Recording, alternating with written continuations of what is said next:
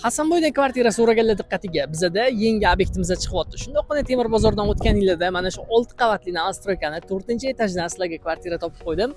32 kvadratdan iborat 4-qavatda joylashgan. Videoni oxirigacha ko'rib tursanglar, to'liq obzori va albatta narxini aytib o'tamiz.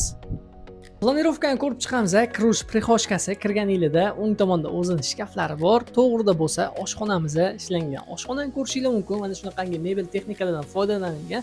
Ko'rayotgan mebel texnikalar qoldirib ketiladi. Bu yoqda bo'lsa sanuzilimiz joylashyapti. O'zingizlar ko'rib va xabar berib qo'yasizlar va bizda oxirgi xonamizda родительский spalnisi bo'lyapti. Konditsioner, televizor va shkaflari ishlab ketilgan. Ko'rayotgan narsalar qoldirib ketiladi. Bundan tashqari qolgani yana kelishiladi. Ana endi narxiga to'xtalamiz.